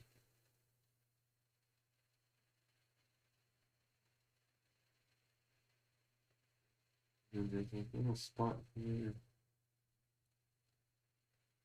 So weird. Just these little minor marks, end up making all the world of a difference. And so that's for the base of it. This is tougher because I have to kind of find a flat edge here. I'm like leaning really far into it. Here. There you go. Get that really white light there. Ah, I love it. Ah, that's beautiful. Oh my God, that's beautiful. That's a beautiful. Oh, I love this hedgehog. All right. Let me kind of fix this a little bit.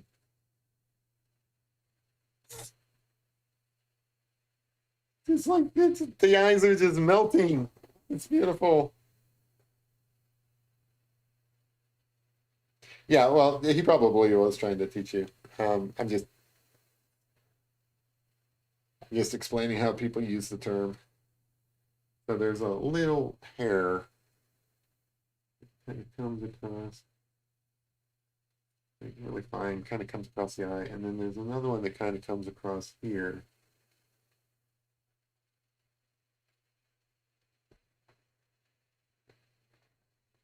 And then other ones kind of randomly kind of across like that. There's one that kind of comes down.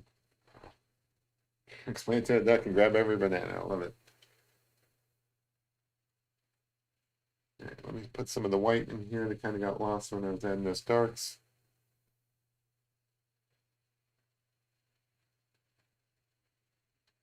Again, it's just layers and layers and layers, guys.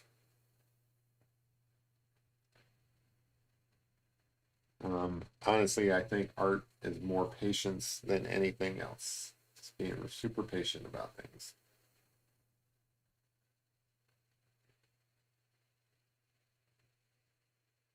All right, so there's this like little ridge here of white fur that kind of goes into the dark area. You kind of pencil that in a little bit.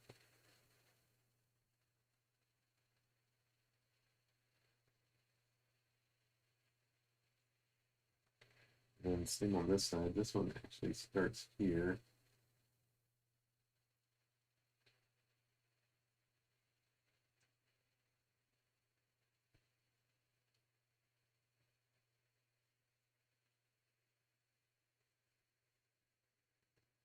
I actually look forward to doing these. This is fun.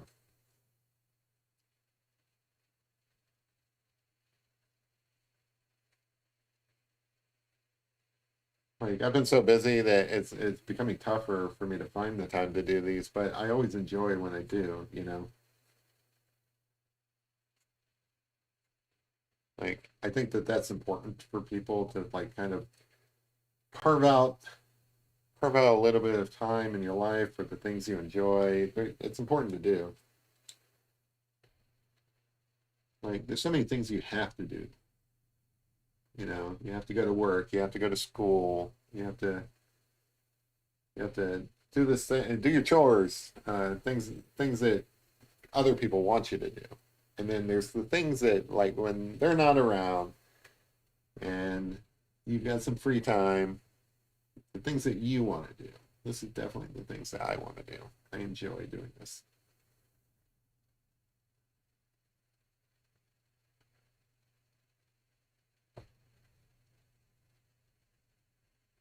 All right. I think that looks pretty realistic as far as the snow. It's kind of hard to, I don't know, it's not perfect, but I like it.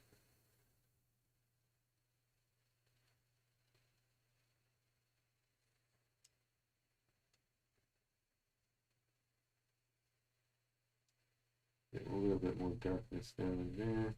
All right, so there's a nose here, obviously, that I haven't finished. It's got little nostrils,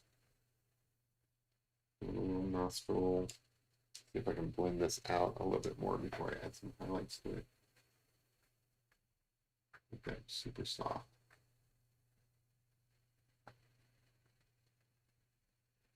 Adorable little creature. I love this hedgehog. I want this hedgehog as a pet. All right, and then there's some white.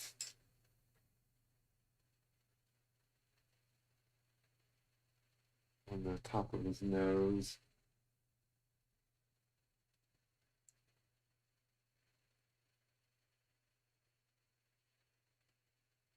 And there's some like little white features along the side, both sides, apparently. Is it too late for tacos? I was just thinking, today's Taco Tuesday. I want some taco. I'm like doing this nose now. I'm like, is it too late for tacos?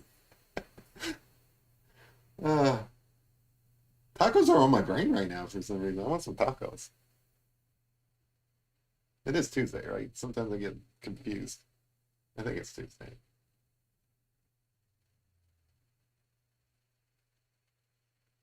Yeah, I want some tacos. I'm going to Taco Bell. As I'm done with this picture, I'm going to Taco Bell.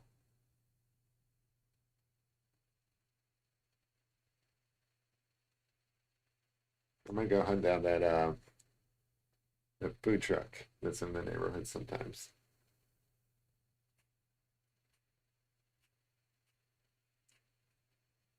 All right. I think we're getting close to having a decent face here. Like an hour and a half in.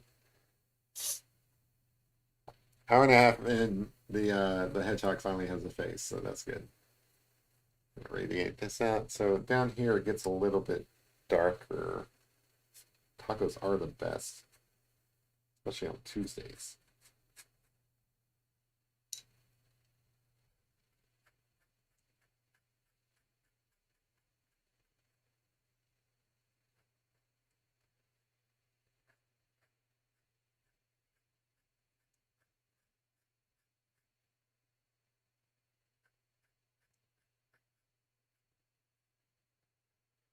Let's see. A little bit of white fur that comes through here that separates it from the rest. All right, and then this is all wherever his leg was. I think it's more like over here. Kinda.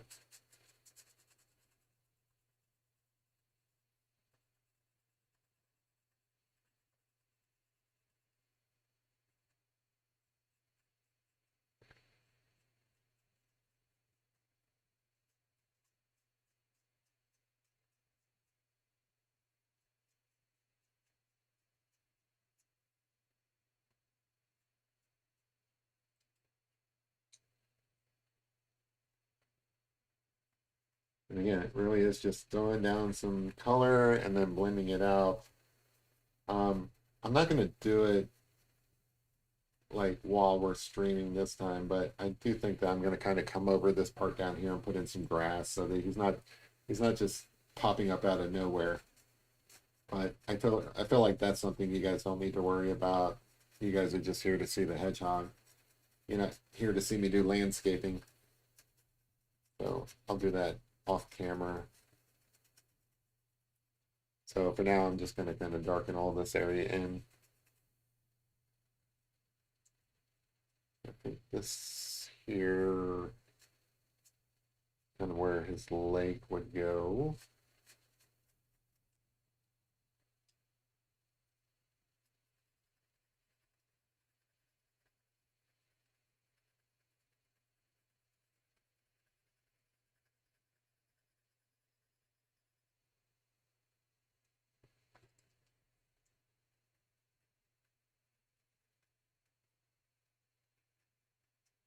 As you can see, it's just like gradient transitioning of layers here.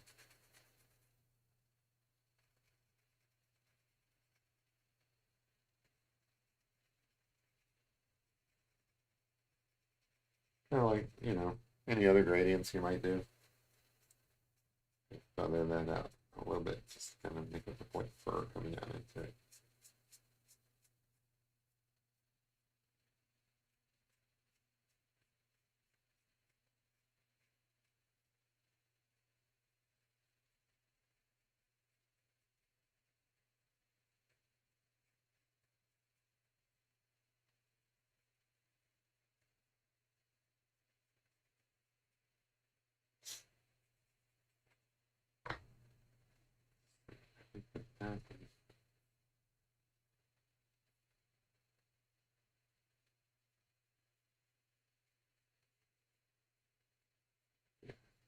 think that's good. Hey, Packer, how you doing? Drawing a hedgehog because hedgehogs are adorable. This one is at least. Wonder if they're hard to take care of as pets. I know absolutely nothing about taking care of a hedgehog. Like for all I know, they're like hamsters in terms of like dirty. They're probably like super dirty and require a lot of maintenance and stuff. Well worth it because they're adorable. I'm just kind of curious.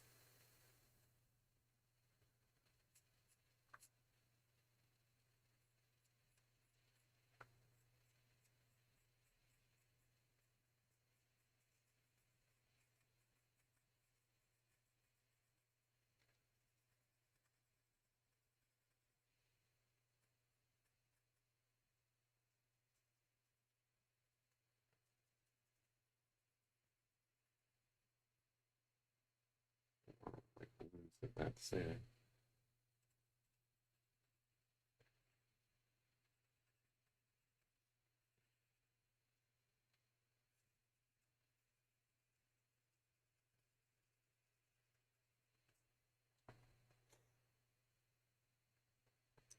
Just finish your head. I'm taking like 5 hours to draw this hedgehog. You're like, all done.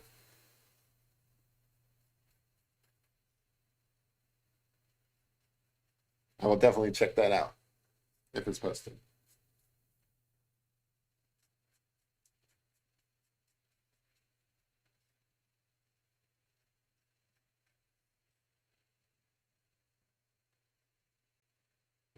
One, two, three here.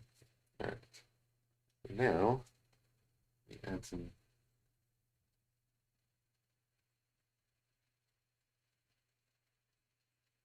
shadows beneath his chin so that there's that good separation between face and not face.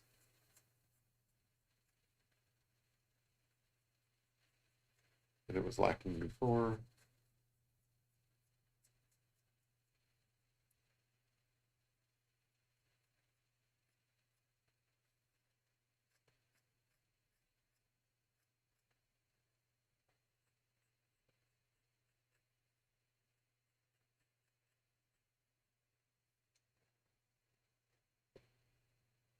They are known to cover their bets and develop huge funds.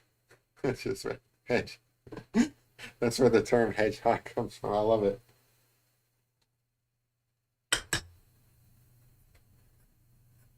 How's there not like a crypto coin that has this? Like, there's Dogecoin that has the Shiba Inu is the mascot. There's got to be a crypto that has a hedgehog, like some sort of crypto coin named after a hedgehog or something like that.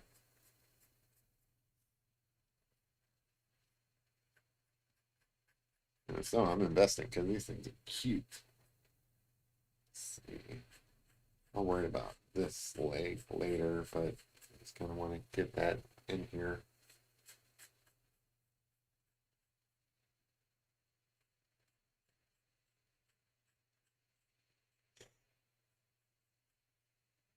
Sonic the Bitcoin.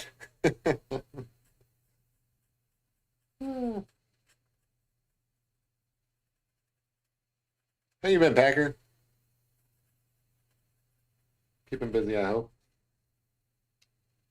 Yeah, make the hedgehog. Somebody's got to make the hedgehog bit like crypto, because like there is there's a lot of room for that. I think because like the reason why Dogecoin did so well is because that little Doji dog. That's super cute too. And these guys are way more adorable than those dogs. I mean, I don't get me wrong, I like those dogs. I like anything that's just a big ball of fur. I've got a little dwarf bunny myself, and it's super cute.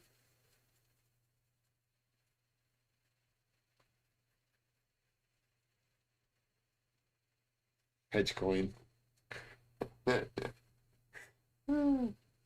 is good stuff, guys. I think we're on to something. Somebody's gonna make $1 bazillion off of it. That buys a lot of art supplies.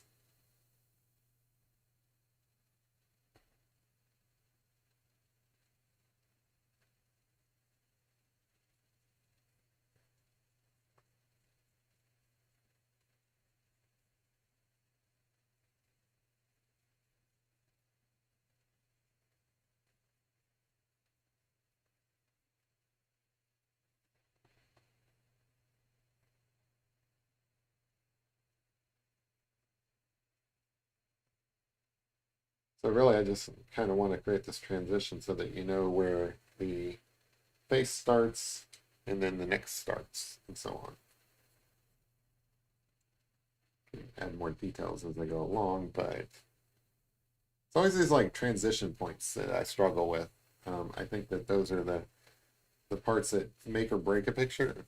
Not completely, the details in the face are what make and break it, but I really think that these are the parts that most artists struggle with, getting those different value transitions in there, blending them out, making it look realistic, especially like when I'm doing a portrait on the face. Um, the transition in the face from different values of light and shadow, it's always tough, you know. And when you introduce fur to it, it's even tougher. So I'm just saying that like this is tough. I'm not saying that because like I'm doing it and I'm whining about it. I'm just making an observation about it.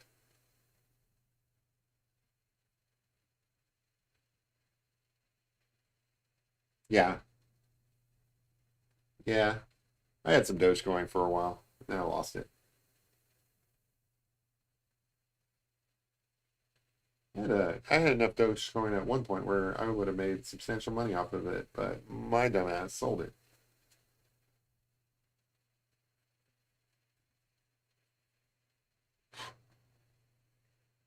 I deserve I don't know, whatever the ugliest animal's coin is. That's what I deserve.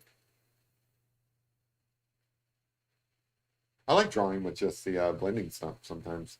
It creates these like soft textures. Because like, I mean, this is fur, so it's kind of rough, but it's also out of focus. So drawing with the blending stuff makes a lot of sense because you get these soft lines that you probably that you would have to end up blending out of your pencil anyway.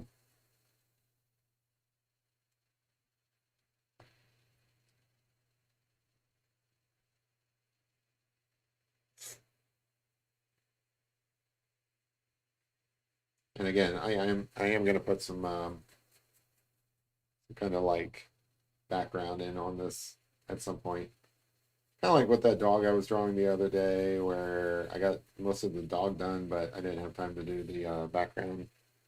I'm gonna kind of do the same deal here. Like wake up tomorrow morning, finish that off.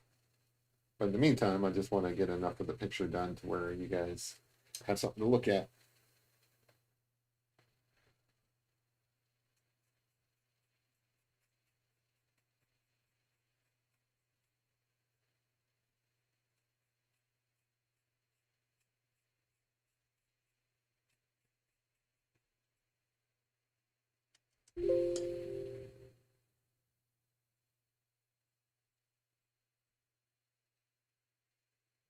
Detail in here.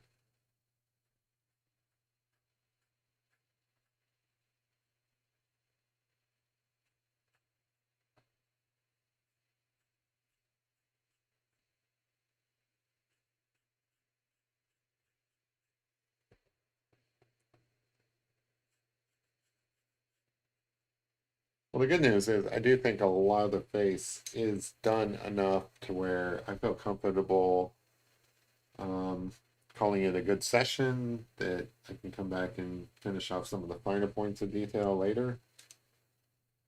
So I might wrap this up soon just to stay within the 2 hour mark. But I'll finish up this little guy. I think most of the details of his face are actually in there. We had some like little whiskers coming off. Trying to blend this in, filling in some of those areas so that you don't get that kind of halo effect.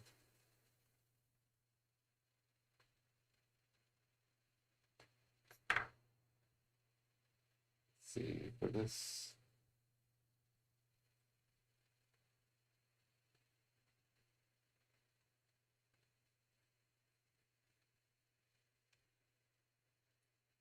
White details. I know these probably don't show up on camera very well, but these are like little finer lines of whiskers kind of coming off.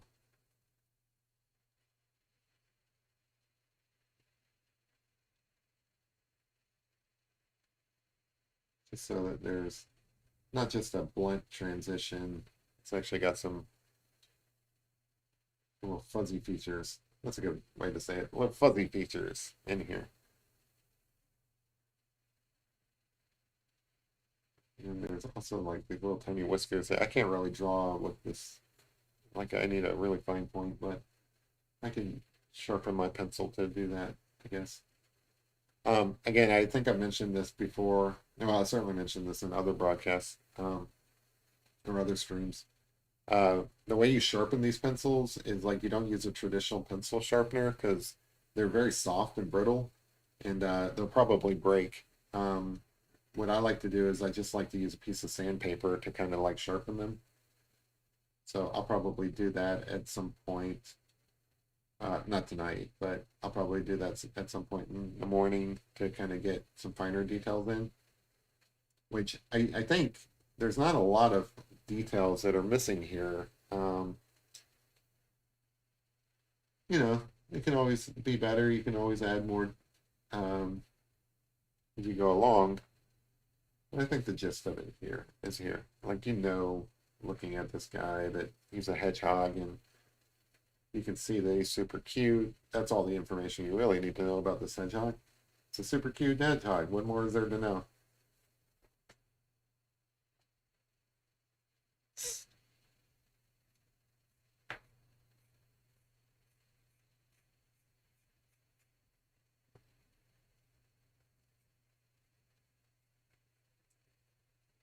Plus, I just got to make sure there's enough done for the thumbnail.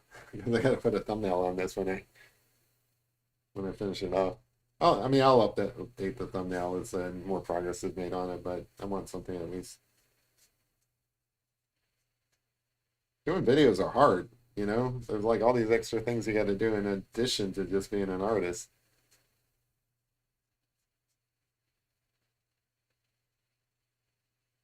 Like, I don't think Picasso ever wondered whether or not he had enough done to make a thumbnail. That's a modern concern.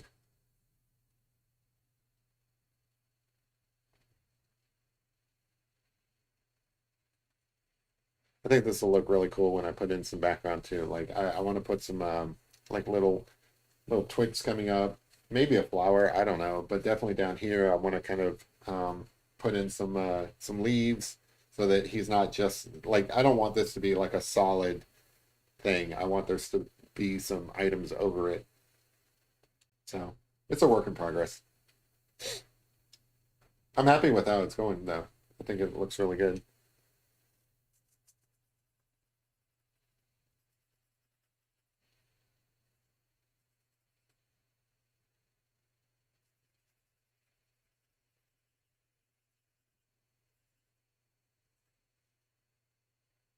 Hey, I appreciate it, Tom.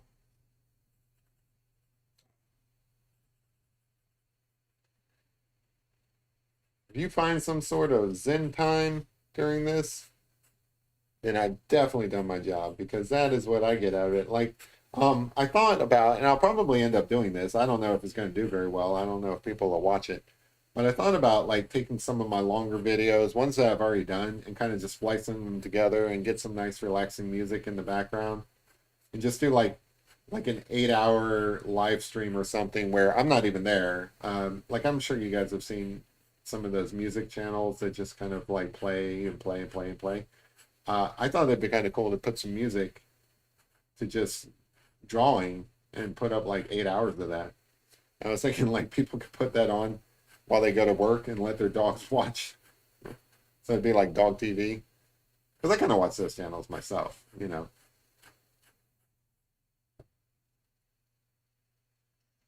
If it's on Unsplash, it might be, or it could be some of the, it could be some place that got it from Unsplash, because Unsplash is this kind of free resource for images. Um, so it's probably used all over the place just because it is a free image. People probably use it whenever they're talking about hedgehogs. There's a couple of images up at Unsplash for hedgehogs if you're looking for a nice reference photo. This one, I thought was cute. Cool, Tom. Maybe I'll do that at some point then.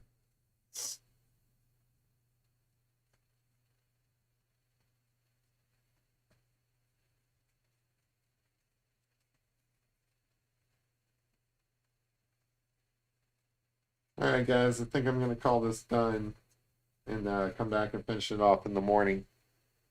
I hate doing that. I really do. I like working on something until it's completely done. But I think, sleep on it. Maybe I'll get some ideas about how to finish it off.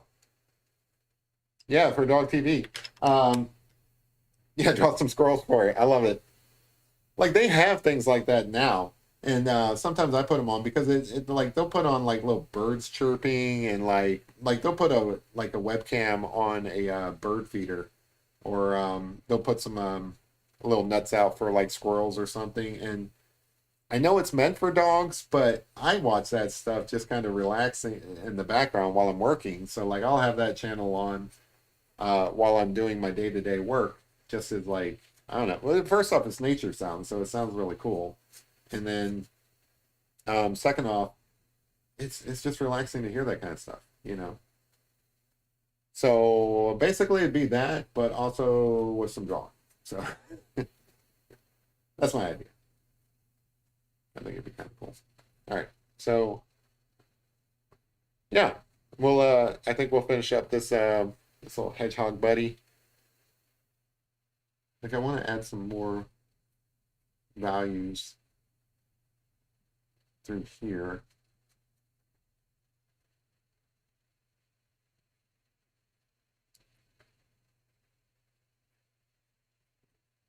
Hmm. Yeah. My dogs completely ignore it. It's kind of funny. I enjoy it just because it's like nice sounds and relaxing and stuff. But my dogs, they just kind of ignore it, which kind of defeats the purpose of it. But anyway. All right, so yeah, I think this is done enough to where I can make a thumbnail out of it, finish it up in the morning. Like I always do whenever there's multi-session kind of art. Stay tuned for the community page. I'll post it up there when it's done. Check out these eyes, though. Don't they just melt your heart? I love it. What do you think, Bear? What do you think? You like my hedgehog? You see my hedgehog over here? You want to eat the hedgehog? You can't eat the hedgehog. The hedgehog is not for you to eat. It's adorable, buddy.